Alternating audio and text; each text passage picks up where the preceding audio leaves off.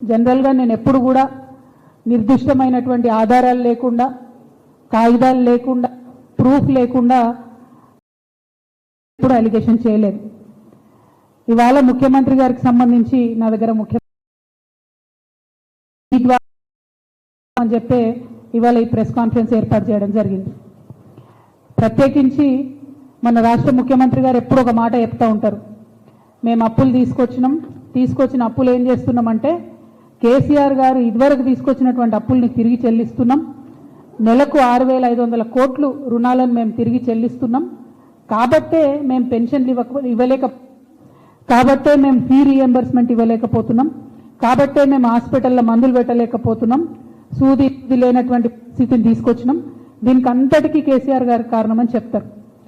మేము అది ఇదివరకు కూడా ప్రెస్ మీట్ పెట్టి కాగితాలు చూపించి మీరు 6,500 కోట్లు కాదు నెలకు 1,200 కోట్లు కూడా కడతలేరని చెప్పి ఎక్స్పోజ్ చేయడం జరిగింది. అప్పుడు రాష్ట్రంకి రేవంత్ రెడ్డి గారు తెచ్చినటువంటి అప్పు 1,50,000 కోట్లు ఉండే.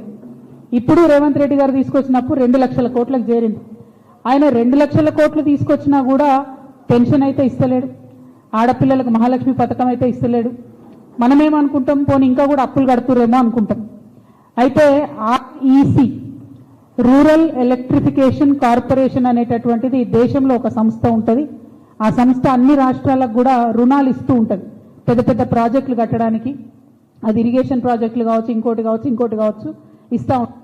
ఆ రూరల్ ఎలక్ట్రిఫికేషన్ కార్పొరేషన్ అనేటటువంటి సంస్థ కేసీఆర్ గారు ఉన్నటువంటి సందర్భంలోనే కాళేశ్వరం ప్రాజెక్టుకు అట్లనే ఇతర చిన్న చిన్న ప్రాజెక్టులకు, అది దేవాదుల కావచ్చు, తుపాకులగూడెం బ్యారేజ్ కావచ్చు, ఎస్ఆర్ఎస్పి వరద కాలువ కావచ్చు, వీటన్నిటి కోసం ఇంకా కొంత అప్పు వాళ్ళ దగ్గర మనం తెచ్చుకున్నటువంటి అప్పు కేసీఆర్ గారు ఇమీడియట్గా ప్రాజెక్టులను కడుతూ అప్పును కూడా వాళ్ళకి కట్టాల్సినటువంటి కిస్తులు ఏవైతే ఉంటాయో, ఇన్స్టాల్మెంట్లు ఏవైతే ఉంటాయో, ఈఎంఐలు కట్టుకుంటూ పోయారు కేసీఆర్ గారు.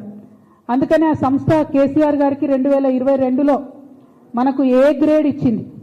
అంటే ఎప్పటికప్పుడు అప్పు బాధ్యతాయుతంగా చెల్లిస్తున్నటువంటి రాష్ట్రాల్లో ఒకటిగా కేసీఆర్ గారు ఉన్నటువంటి సందర్భంలో ఏ గ్రేడ్ ఇచ్చింది.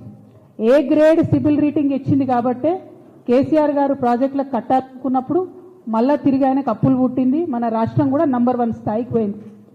ఇక రేవంత్ రెడ్డి గారు వచ్చినాక ఏం చేసిండ్రు, అక్టోబర్ 10, 2024 నాడు ఇదే ఆర్ఈసీ సంస్థకు ఉత్తరం రాసిండ్రు. ఆ ఉత్తరంలో కేసీఆర్ గారిని బాగా పొగిడిండ్రు.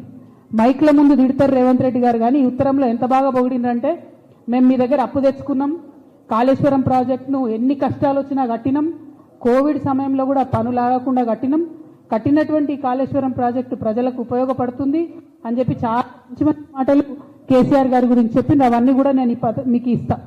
అయితే ఇందులో రేవంత్ రెడ్డి గారు ఏం అడుగుతారు అని అంటే, మన రామకృష్ణారావు గారు రాసిన ఉత్తరం ఆర్ఈసీకి లోన్ని రీస్ట్రక్చర్ చేయండి అని అడిగింది. కేసీఆర్ గారేమో కాళేశ్వరంకు తెచ్చినటువంటి లోను 2035 కల్లా ఫినిష్ చేద్దామంటే, రేవంత్ రెడ్డి గారు 2040 వరకు కట్టుకుంటూ పోతాం, ఈ లోన్ను మాకు ఎక్స్టెండ్ చేయండి అని మొదటి ఉత్తరం రాసిండ్రు.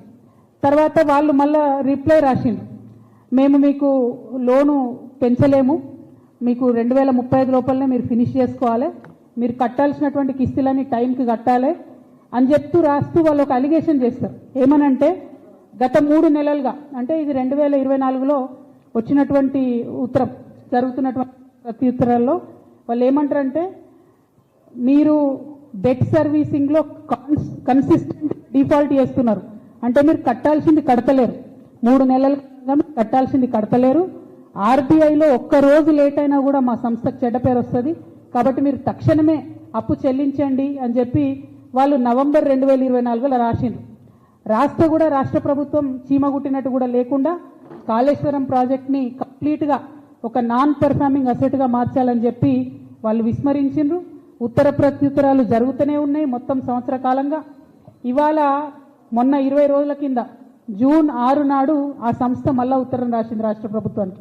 ఏమనంటే, 28 జూన్ అంటే ఎల్లుండి 28 జూన్ లోపల మీరు కట్టాల్సినటువంటి 1,321 కోట్లు కడతారా, లేకపోతే డిఫాల్ట్ అని చెప్పి మీరు ఎన్పిఏ అని చెప్పి మేము రాయాలన్నా.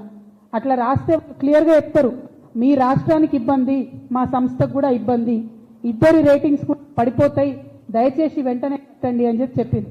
నేను ఇవాళ ముఖ్యమంత్రి గారిని ప్రజల తరఫున డిమాండ్ చేసేది ఒకటే, ఏంటంటే మీరు 2 లక్షల కోట్లు అప్పు తెచ్చిరు ఇప్పటి వరకు. మీరు కడతామని చెప్పినటువంటి అప్పు కడతలేరని ఆ సంస్థనే చెప్తున్నది. ఏం చెప్తొచ్చారు మీరు? కాళేశ్వరంలో 1000 కోట్ల అప్పు కేసీఆర్ తెచ్చి నేను కడుతున్నాను, కడతలేరన్నానని నేను ఆధారాలు ప్రెస్ మిత్రులకు ఇస్తున్నా, పత్రికా మిత్రులకు ఇస్తున్నా. మరి ప్రభుత్వం ఇప్పుడు జవాబేం చెప్తుంది? మీరు ప్రాజెక్టులకు డబ్బులు వాపసు కడతలేరు, ప్రజలకు పథకాలు ఇస్తలేరు, మరి ఎక్కడికి పోతున్నాయి తెచ్చిన డబ్బులు? ఎందుకు రాష్ట్రం మీద అప్పులు తీసుకొచ్చి ఎక్కడికి మళ్ళీ ఇస్తున్నారు? దానికి కూడా ఒక ఆధారం చెప్తా, కాగితం వచ్చినాక ఇంకా బాగా చూపిస్తా. కానీ జరుగుతున్నది ఏంటంటే ఒక కొడంగల్ లిఫ్ట్ ఇరిగేషన్ స్కీమ్ అని పెట్టిరు ముఖ్యమంత్రి గారు. పెట్టి 2 సంస్థలకు ఇచ్చిరు. అది ఒకటి మెగా కృష్ణారెడ్డి గారికి, ఇంకోటి పొంగులేటి శ్రీనివాసరెడ్డి అన్న గారి కంపెనీకి ఇచ్చింది. కేసీఆర్ గారు 10 సంవత్సరాల పరిపాలనలో ఏదన్నా ప్రాజెక్టు తలపెడితే అడ్వాన్స్ ఇయ్యలే. ఎప్పుడు పని చేయండి పైసలు తీసుకోండి అన్నారు, కానీ కాంట్రాక్టర్లకు ఎప్పుడు అడ్వాన్స్ ఇయ్యలే. రేవంత్ రెడ్డి గారు చేంజ్ చేసిరు, ఇద్దరు సంస్థలకు కలిపి దాదాపు 1200 కోట్లు అడ్వాన్స్ ఇచ్చేసిరు. కానీ కొడంగల్ లిఫ్ట్ ఇరిగేషన్ స్కీమ్లో ఇప్పటి వరకు ఒక్క చెంచా కూడా మట్టి తీయలేదనేటటువంటిది వాస్తవం, ఎవరం కూడా కాదనలేనటువంటి వాస్తవం. అయినా కూడా 600 కోట్లు ఇచ్చేసిండ్రు, ఒక్కొక్క సంస్థకి 1200 కోట్లు మొత్తం కాంట్రాక్టర్లకు వెళ్ళిపోయినాయి. అంటే దీనివల్ల మనకేమర్థమవుతున్నది? ఈయన అప్పు బయటకు వెళ్ళి తీసుకొస్తారు, ఆ తీసుకొచ్చిన అప్పు కాంట్రాక్టర్లలో పోతుంది, కాంట్రాక్టర్ల దగ్గరికి వెళ్ళి వీళ్ళకి వచ్చే కమిషన్లు వీళ్ళకి వస్తాయి. కానీ రాష్ట్రానికి మాత్రం చెడ్డ పేరు వస్తున్నది, ప్రజలకు మాత్రం పెన్షన్ వస్తలేదు, విద్యార్థులకు మాత్రం ఫీ రియంబర్స్మెంట్ వస్తలేదు. అందుకే ఇవాళ తెలంగాణ జాగృతి తరఫున ఇవన్నీ రేవంత్ రెడ్డి గారి అవినీతి నిరూపితం అవుతున్నది. కాబట్టి ఇవాళ రేవంత్ రెడ్డి గారికి మేము ఒక బిరుదు ఇద్దాం అనుకుంటున్నాం తెలంగాణ జాగృతి తరఫున. అంతకుముందు కాంగ్రెస్ పార్టీలో ఒక ఆయన ఉంటుండే పెద్ద నాయకుడు, ఆయనకు రాజా ఆఫ్ కరప్షన్ అని పేరుండే. ఈయననేమో రేవంత్ రెడ్డి గారు ఆ రాజా అని చెప్పారు, రాజులకే రాజు బాద్షాంకే బాద్షా బన్ గయనో. ఏమి ఇవాళ బిరుదు? మరి రాజులకు రాజు అంటే చక్రవర్తి అంటారు.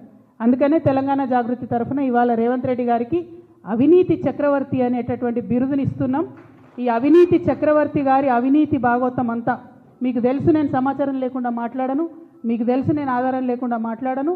ఖచ్చితంగా ఒక 1.5 మంత్లో అవినీతి చక్రవర్తి గారి అవినీతి భాగవతం అంతా కూడా ఒక మంచి బుక్ వేసి తెలంగాణ ప్రజలందరికీ కూడా జాగృతి తరఫున పంచడం జరుగుతుంది. ఇలా బాధ ఎందుకు అవుతుందంటే తెచ్చినటువంటి అప్పుతోని రాష్ట్రం బద్నామవుతుంది, కానీ అన్ని వ్యవస్థలు కుప్పగూలుతున్నాయి. విద్య, వైద్యం లాంటి మౌలికమైనటువంటి వ్యవస్థలు. ముఖ్యమంత్రి గారు సొంత జిల్లా పాలమూరు యూనివర్సిటీలో నిన్న పైసలు ఇస్తే కానీ ఫుడ్ పెట్టమని చెప్పి ఆడికెళ్ళి మెస్లకెళ్ళి వెళ్ళగొడితే విద్యార్థులు పోయి గేటు కాడ ధర్నా చేశారు. నిన్న కాకతీయ యూనివర్సిటీలో విద్యార్థులు ధర్నా, ఎందుకంటే ఇంటిగ్రేటెడ్ స్కూల్ కోసం మధ్యలో జాగా తీసుకుంటామని. ఇక స్కూల్ పిల్లల పరిస్థితి మీకు తెలుసు.